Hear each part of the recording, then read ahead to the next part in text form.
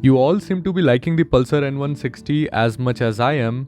Of course, it's an amazing machine, but after the recent service, where it got an oil change, my friend started noticing some roughness from the engine and especially from the gearbox. So he decided to go for an early oil change, and that is how we ended up making this video.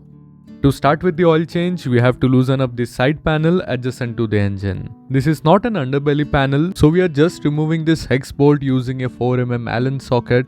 I guess riders would have preferred the more common 5mm hex bolt here.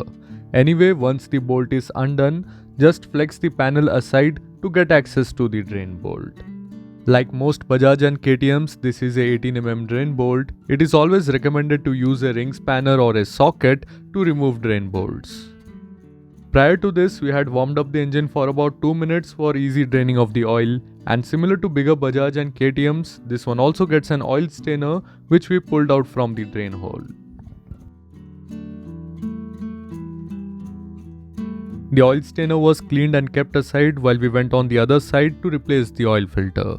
Similar to the left side, the right side panel was also released using a 4mm socket to get clear access to the oil filter case.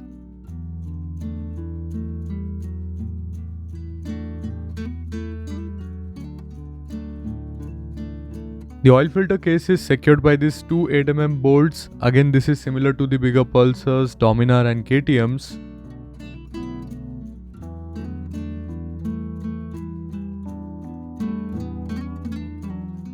Once we get the bolt and then the case out, we get access to the oil filter. Now coming to the oil filter, unless you have a full-size nose plier or circle pliers, getting the oil filter out can be tricky, as there is very little gap on the sides to pull it out. Magnetic tools don't necessarily work here, and we didn't want to apply force using a flathead screwdriver with the risk of scratching the case and barrel. So we went ahead with the prying tool that easily pulled the oil filter out.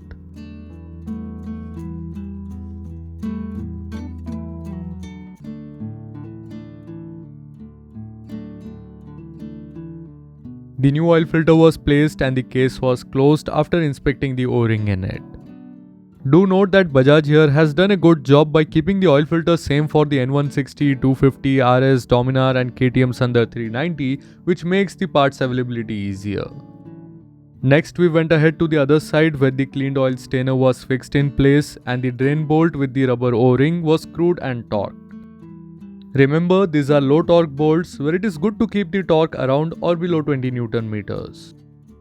Fix back both the 4mm Allen bolts on the panel and we are ready to fill fresh engine oil.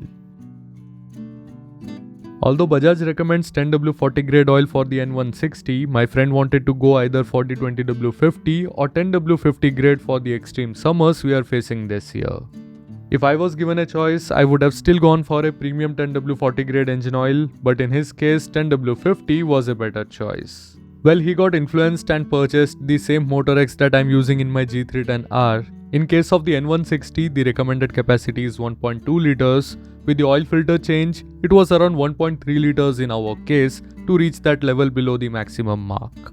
So that is how we completed the oil and oil filter change on the Pulsar N160. Let me know in the comments if you want similar videos like this. So that's it for this video and I hope you guys have liked it.